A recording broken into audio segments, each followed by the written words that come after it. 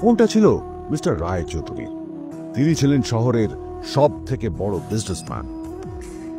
Mister রায় চৌধুরী, আমি আপনাকেই phone করতে যাচ্ছিলাম। আমি একজন বিশেষ লোকের সাথে তোমার একটা মিটিং ফিক্স করেছি। ওর অ্যাড্রেস আমি তোমাকে টেক্সট করে দিয়েছি। আমি চাই তুমি ওই লোকটার সাথে মিট করো। ঠিক আছে, আমি যে কোনো কারোর সাথে দেখা করতে পারি, কিন্তু তার জন্য আপনাকে আমার দুটো শর্ত মানতে হবে।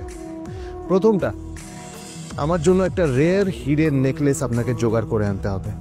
আর দ্বিতীয়টা, আমি আপনাকে টেক্সট করছি, এটাও কিন্তু একই রকম জরুরি। এই দুটো কাজ আপনাকে যত তাড়াতাড়ি সম্ভব করে ফেলতে হবে আমার জন্য, ঠিক আছে?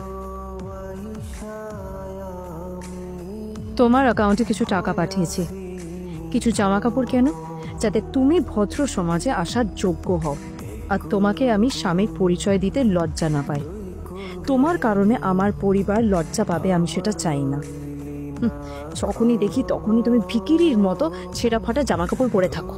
আসলে আদ্রিতার বাড়িতে আজ ফ্যামিলি ডিনার পার্টি ছিল, আর শেষবার নীলের জন্য ওকে অনেক ঝামেলা পোহাতে হয়েছিল।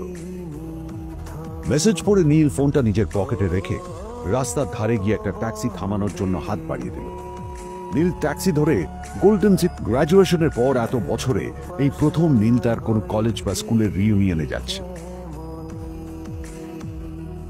এতগুলো বছরে নীল তার কোনো বন্ধুর সাথেই দেখা করেনি। নীলের তার পুরনো সহপাঠীদের কথা মনে পড়তে লাগলো, যাদের সাথে ও স্কুলে মজা করত। আজ আবার ওদের সকলের সাথে নীলের দেখা হবে।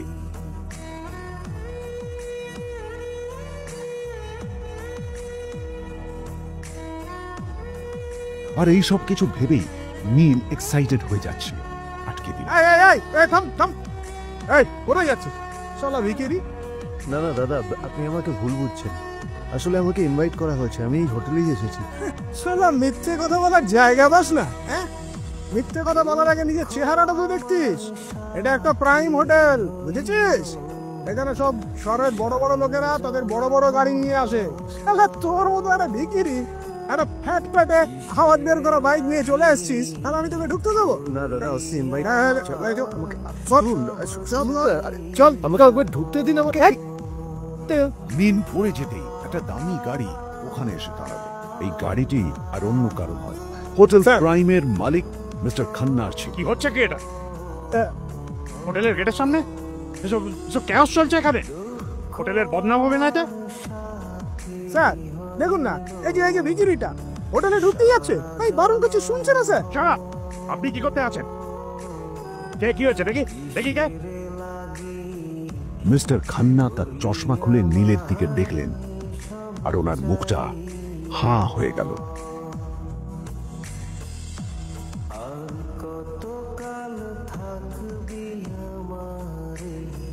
নীল স্যার, আপনি?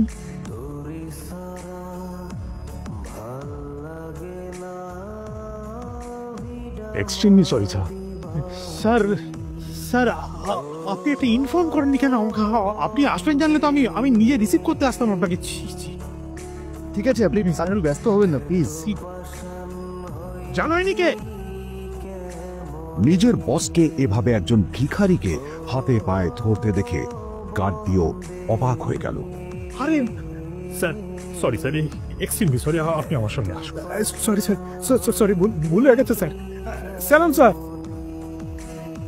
নীল কি তবে সত্যিই একজন খুব বড় লোক কেউ?